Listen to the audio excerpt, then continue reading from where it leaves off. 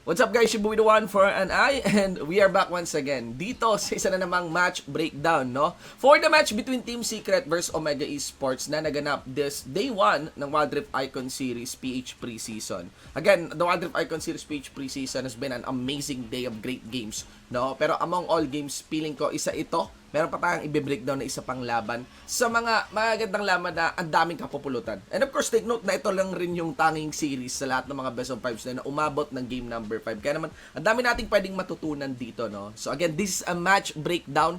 Lahat ng games from game 1 to game 5 breakdown natin. Hindi lang isa, pero I'll try to compress it as much as possible. So, wag natin patagalin, simulan na natin kaagad mula doon sa kanilang drafting sa game number 1, no? Because Omega Esports pulled off a very interesting draft mula dito sa game number 1. I just want to ask you that you guys look first doon sa banning nila, no? Lee Sin plus the Gragas, no? And habang yung kabila naman, Team Secret did target Arise dito on the Z, plus also JLC on the Akali. So, kung titingnan dito, parang ang nagbaba ng standard would be Team Secret, banning the Z and Akali. Pero etong ganitong klaseng ban, lalo na yung Gragas ban, mayroon na talagang parang predetermined na composition ang Team Omega Esports dito against Team Secret. At ano yon? Ito po yon, no? Yung Graves, Janna, tsaka Sinjao, no? Actually, ang kailangan nyo obserbahan dyan is the sequencing of the draft, no? So,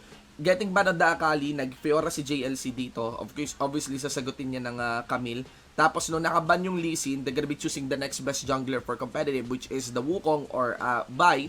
Pero they're leaning more on an AOE capacity dito kasi may magandang pick-off na already yung Camille.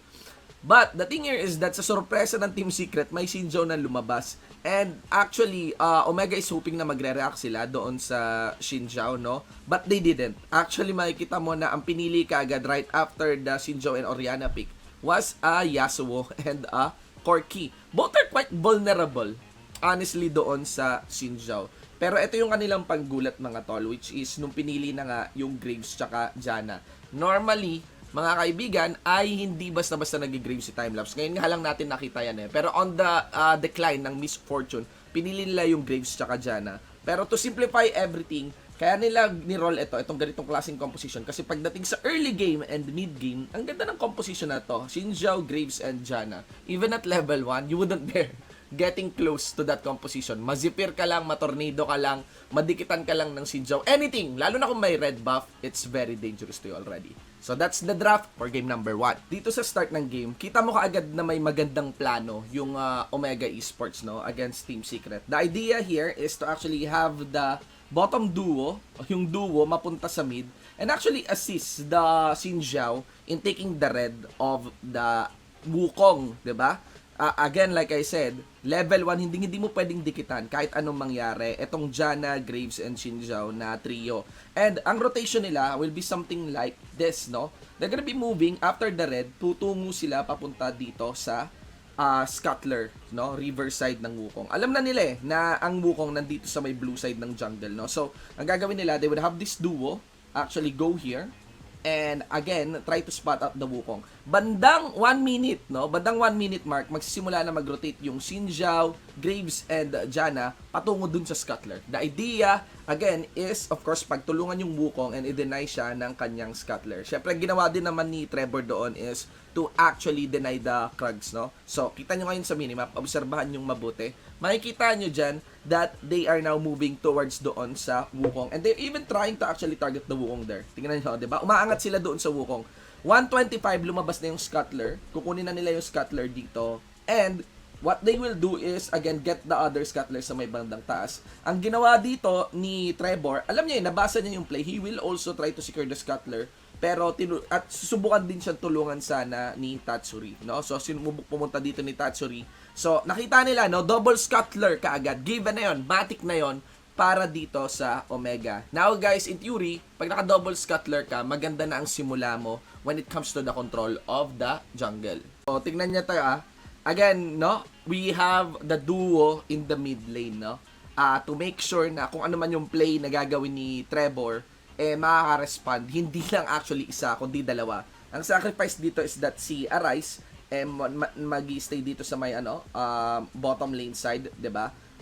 Pero tinutulungan-tulungan naman siya ng Jana. Pero the biggest consequence here is you can actually look at the level of impressive here compared to Trevor. Trevor actually sits at level 4 pa lamang at napuwersa na nga siya mag-recall doon. Kasi wala nang gagawin sa sarili niyang jungler eh. At again, ang hirap mag-cross ng river kasi nakuha na nga yung double scuttler. Can actually see kung gaano kaganda dito. Even with the assist of Stronger, nakakuha sila ng side lane gank. So again, early game lead na to ng Omega talaga. Now, let's look at the first dragon fight, no? This is actually very cool. This is very interesting to observe, no? Kung paano gagawin yung mga play dito. Napansin ng Team Secret na may ward dito, di ba?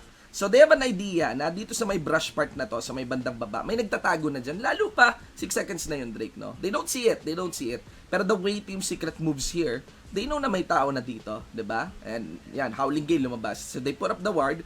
They know that this is a point of contention. Ayan, yan dalawang part na yan. Pero ang plano, paano gagawin yung initiate? Nag-try mag-initiate ni James. The idea is to have Team Omega take the bait para makapag-cyclone si Wukong. Pero tingnan mo si Impressive, di ba? Wala siyang gagawin. Hindi siya magre-react because that is the wise decision to go. Hindi pwede. The worst thing that they can do is before mag-start yung Dragon, matamaan sila ng cyclone ng Wukong. Lalo pa may Yasuo, di ba? May Yasuo. So, matalino. Even though you can actually see na after the knock-up by James, walang ginawa yung Yasuo, hindi rin nag-auto yung Yasuo. Gusto nila multi-target.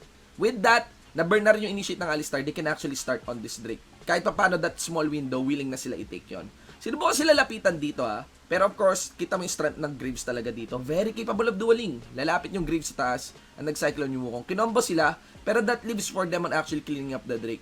Actually, ang danger dito was of the very little focus para kay Chewie. No? Timelapse actually focused towards Chewie when in fact iba dapat yung target dito ni JLC at dapat si Chewie na yun kaagad para mas lamang at mas maganda yung forma nila dito sa laban na to. Pero of course, you'd want to destroy the jungler din Lalo pa nag-gamble ng initiate yung Wukong. Pero yung chase na yon, after killing 2, they should learn to fall back. They didn't realize ng Omega na yung numbers advantage kaya sila nanalo ay nasa kanila. Pero pagdating ni Azar, ayun na si Azar. The Camille actually did clean up, no? But overall, this team fight was still won by Omega by an inch. It could have been a big lead. No? Pero ayun, nakarating si Azar bilang pampalinis. Pero again, like I said, yung early game, even the drop dito manifested itself in favor of Omega. Now, let's go for the second team fight, no? Para naman to sa Herald. After a standoff in the mid, Omega still thinks, no, na solid pa rin yung trio nila. And there was a standoff happening here. A very, very interesting standoff dito, 'di ba? And I just want to emphasize how cool Ham is here. Alam na yan ng Team Secret, alam na rin yan ng Omega na dito talaga sila maglalaban. It's actually on how they have read the strength of their champions. Look at James here. Siyempre makikita niya yan, mananock up. And this time, Tatsuri decided to go for one. No? Actually, dalawa yata tinamaan niya. Pero of course, the main target here would be of Impressive. Priority target, lalo pa may isang objective para sa jungler na malapit. Nag-actually si Stronger to peel away. He did try to use the Monsoon. Pero of course, melee champions at makakadikit sila ka-impressive. The cool part here is that si James hindi pa rin nag-headbutt. Pulverize lang ang ginamit niya. You can actually see how James moves forward here as they want to really target, 'di ba? Impressive. Tapos, ang naitulak niya pa patungo dito was of the Graves, no? Not even the Jana. So, gets mo, napaka-cool ng paggamit ng headbutt ni James dito. There you go. You are actually seeing the Graves here, forcing him to use the flash. Kasi paparating na rin si Arise, no, on that Oriana. Pero Arise was already punished after the tulak doon sa Graves. And syempre, layered yan Darating din syempre si Azar dito, killing Arise. And syempre, darating din yung Fiora. Pero overall, the numbers advantage, syempre dumating din yung core key The numbers advantage will fall now into Team Secret in terms of sequencing of champions, no? At saka dito sa melee range na to, honestly speaking, mas mataas ang contribution ng isang Alistar kumpara sa isang Jana. Jana, yes, does provide damage para sa shield niya, pero Jana required some kiting. Isa pa sa malaking problema dito is of the Xin Zhao. Yung ultimate ni Xin Zhao, maganda lang yon, not against melee champions, but rather on range champions. Kapag lumabas yung circle niya, and of course, the enemies are targeting towards the Xin Zhao, no? Kaya naman kanina, kung babalikan natin yung nangyari dito, when this team fight happened, you can observe na syempre ang pang-entrada kaagad ni Impressive dito was of the Crescent Sweep. Let's make it faster. Pero all the defenses or all the outplay mechanic na available para sa Crescent Sweep is totally ignored, no? Kahit may tulak pang nangyari against the Wukong, kinounter niya lang yon ng sarili niyang dash. Not to mention yung after the Crescent Sweep, nag-last breath na rin yung Yasuo. So, really, this was a team fight sa unang tingin pa lang na talagang mapupunta sa side ng Team Secret. And I think this was this is the part na kung saan na-shutdown na yung parang trio cheese ng Omega. They did took the Herald and actually further thickened their lead pa pagtungo sa mid lane. At this point of the game, makikita mo yung laki ng lamang ng Team Secret. Mula lang dun sa team fight na yun. If you look at here, you can actually see na nakapag BF sword na yung Corky. 'Di ba? And of course, nagpo-proc yung BF sword mula dun para dun sa Shin ng Trinity Force. And you're not seeing so much of any MR mula dito against the Corky. Obviously, I don't recommend the MR din kasi they have to deal with the Yasuo, they have to deal with the Camille and also the Wukong to the point na hindi siya optimized na itemization dito. So, thing here is that there are just so many big damage sources na mula sa side kaagad ng Team Secret instantly because of this composition right here. Na?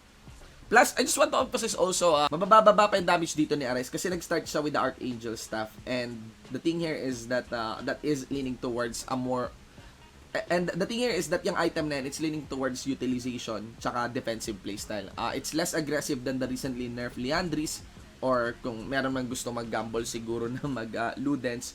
Pero clearly, hindi ganun kataas yung burst ngayon ng Orianna for this situation. Alright, this is crazy. This is actually the third team fight at di ko na nabilang kung ilang beses ko to pinanood. Because, again, like I said, this is crazy. There are so many things that happened here. Pero, let's go, no? So, this is actually the second Drake naman, no? An Ocean Drake. And after the clear, dito sa mid lane, Omega, they've been dancing around here, no? They've been dancing around here. Still believing that they have the better initiate. They have the more dangerous or quick shutdown composition dito. And that's why they're being intact with their position as they move here, and as they move here. They've decided to already take the Baron, no? Sinimulan na nila. So, yan, makikita nyo dito. This is already on slow-mo, guys. Pero heads upan ko lang kayo. I'm gonna be pausing this a lot because really, it calls for it. So, you can actually see Omega now starting on the Baron. Iniwan ni Arise yung bola dito. Nakaramdam yata si James doon. And you can actually see James not showing himself here, 'di ba? Pero kita sila dito sa vision na to. Now, they've started the Dragon clearly and James wants to initiate. Look at the way how James initiates honestly here. He will not use any headbutt pulverize combo. Rather, ang combo dito ni James would be a flash tapos pulverize, no? Walang headbutt. The way James plays this Alistar, he always saves the headbutt. No? Ang initiate lagi is pulverize. Wait for the enemy to compromise their position. Have a team fight initiate, no? At tapos, may tamaan man ng pulverize, pero yung headbutt, sinisave niya for later when it matters. Napaka-cool na mindset nun para sa Alistar. Ngayon, let's play. You can actually see the Alistar here initiating. And that's where the team fight breaks out, no? So, the Alistar will initiate. Now, after the Alistar initiating, okay, I will pause again, guys, kasi I want to explain what will happen next, no? Don't worry, babalik tayo doon sa game. Gusto ko lang munang banggitin sa yung mga susunod na mangyayari. So, James flashes in and mananakap niya to with the pulverize. Okay? That's the cool part. Again, he's saving the headbutt. Instantly, this time, hindi na nagdalawang isip si Tatsuri. Tatsuri also will follow up with the last breath. Itong Yasuo natin, no? Now, the thing here is that they have a very strong initiate here. And kahit medyo mabilis yung pagkuha ng Ocean Drake ng Omega dito, it's still late. And there's enough time for Team Secret to capitalize dun sa compromise na position ng Omega over here. No? Now, aside from the Yasuo initiating here, pati itong Wukong natin, he will be using his own Cyclone. Take note first cast ng Cyclone to zone out yung tatlo dito. And by the way, this is actually a nice position, no? Balik tayo naman sa perspective ng Omega. Si Arise dito, ang ganda sana mag-shockwave dito, no? After niya mag-dissonance, pwede niya na i-shockwave yan. Pero ang nangyari kay Arise dito, right after the dissonance, okay, obserbahan niyo yung Orianna. Right after the dissonance, umatras siya, and yung bola niya, na ready sana for shockwave, bumalik sa kanya. Now, for Orianna users, that is very, very dangerous, no? Bakit? Kasi kapag bumalik sa'yo yung bola mo at naka-cooldown yung first skill mo, wala kang way to actually reposition, no? You have to wait for a few seconds, especially during fights, para mag-up ulit yung first skill mo, para makapaglagay ka ng bola, unless you run the risk of a point-blank shockwave. Kaya naman hindi tayo nakakita kaagad ng shockwave dito mula kay Arise. And, finally, ito yung crazy part. Ito yung kanina ko pa hinahanap. Si Tatsuri, di ba guys, nag-ult dito. Pag ult ni Tatsuri dito, lap trip, parang lang, o ewan ko kung sinadya, na mali siya ng wind wall. Mahirap makita guys, pero nag-wind wall siya banda dito. Now, the thing here is that pag wind wall niya banda dito, ang ginawa ngayon ni Graves, in reaction no, sa pagka-combo sa kanila, was actually to cast his combo here, forward. At kahit pa paano, na-block pa rin yun ng wind wall ni Tatsuri. That's the funny part. Also, curious ako, paano nabuhay si JLC at si timelapse dito? Basically, it was of the Solari shield, tapos ni Stronger, plus yung shield din mismo ni Stronger na nilagay niya all-in para kay timelapse, no? So, nakatakas pa naman si timelapse dito kasi may inherent tankiness naman yung Graves eh. Whereas JLC, what JLC did, nagpari lang siya and hindi siya naging target priority dito. Hindi rin naman siya tinamaan yata nung combo ng Wukong, no? Kaya hindi siya masyado nabawasan. And again, ang laki nung nababay time nung repose rather ng Fiora. So, panoorin yung mabuti ha. Una dyan would be of the Pulverize and of course, follow up ni Tatsuri. So, pa-follow up si Tatsuri. Makikita niyo yung Wukong na pumasok na rin, zoning them out. Wala nang chance na makapag-shockwave yung Fiora. May wind wall dito. Tatry ni timelapse tatry niya mag-ult. Nakita niyo yung ult? Nawala. Diba? Ito yung wind wall nandito. By the way, si Chewie napakatalino nung kanyang ginawang divide para kay timelapse, ay para kay impressive tsaka sa mga teammates niya, no? So, there you go, you get the cleanup. So, kung meron man kayo mga na-miss out, actually, eto yon, no? You can actually see na inult ni JLC si James.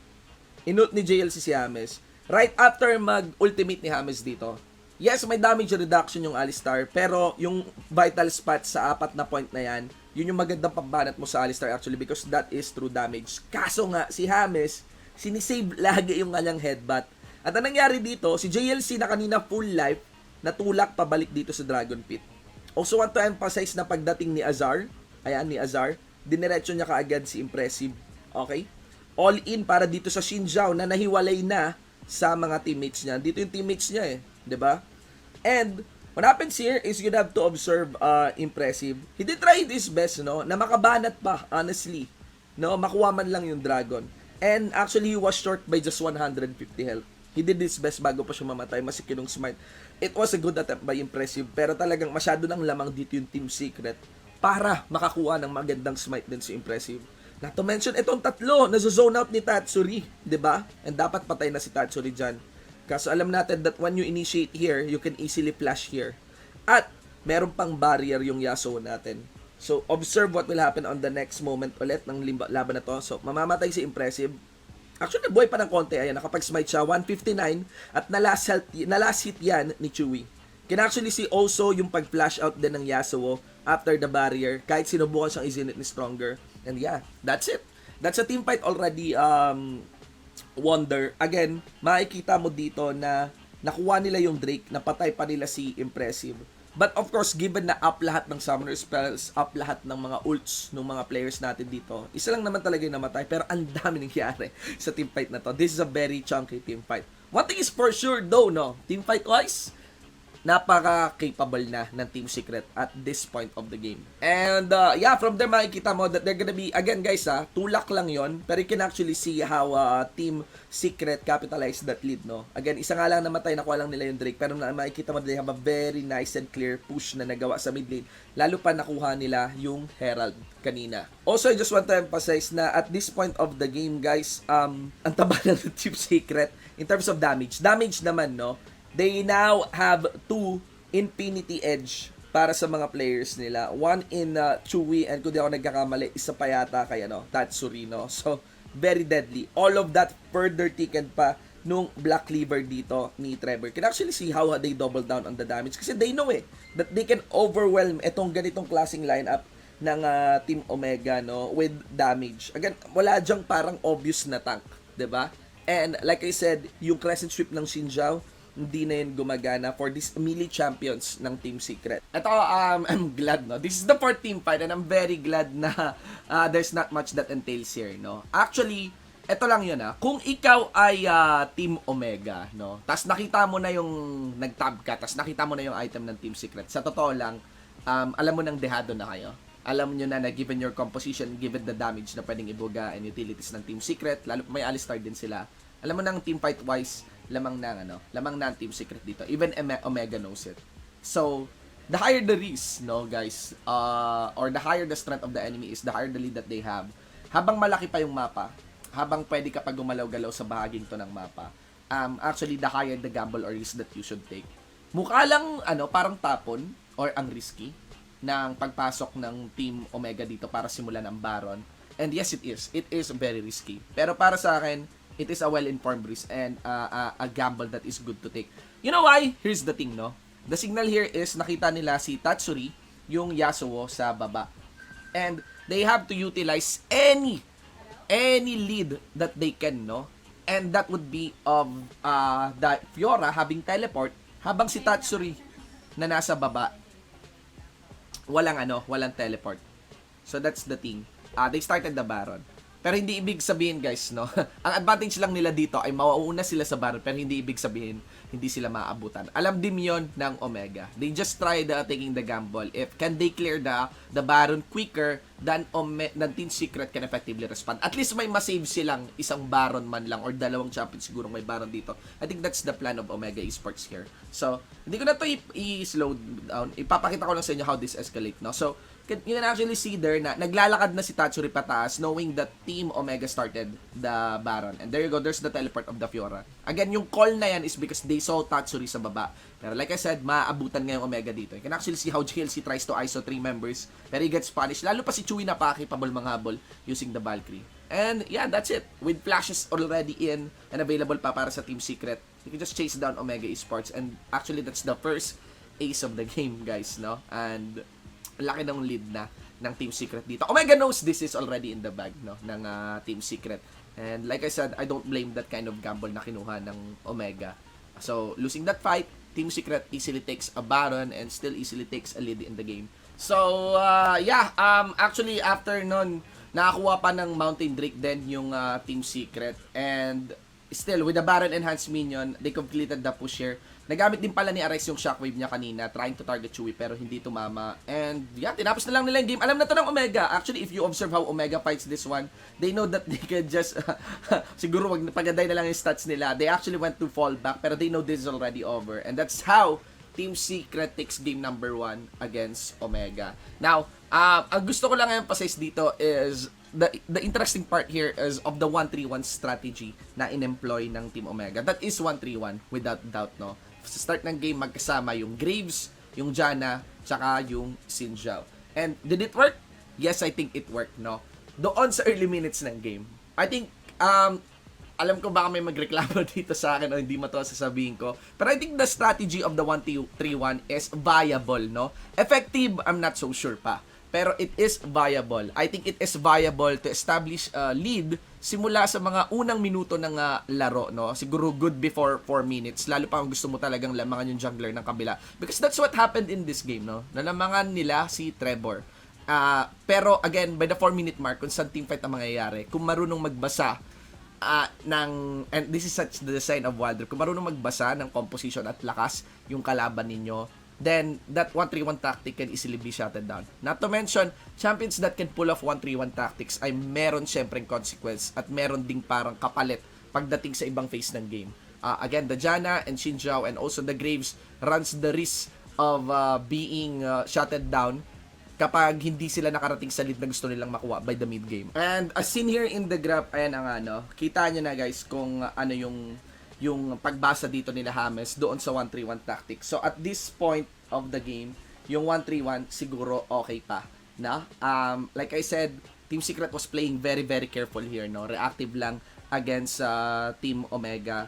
And remember din, I think for this good part ng game, this is gonna be SMO, no, na lead.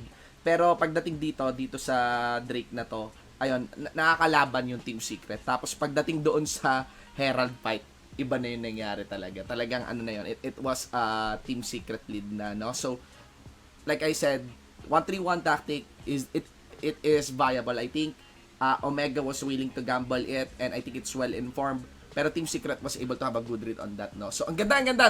Talagang laking leksyon yung matututunan nyo mula dun sa game number 1. Game number 1 pa lang yan. And I just realized hindi pala kaya sa isang video i-breakdown lahat ng games, no? Kasi ang dami nating mami-miss out na mga leksyon. But, for now, that should be our breakdown for that game number 1 ng Team Secret versus Omega Esports. Again, we still have 5 games to cover. And of course, kita-kits tayo sa sunod na video. Like if you like the video, subscribe to support the channel. And I am Shibu, the one for an I, always saying na lahat kayong gamers, mabuhay!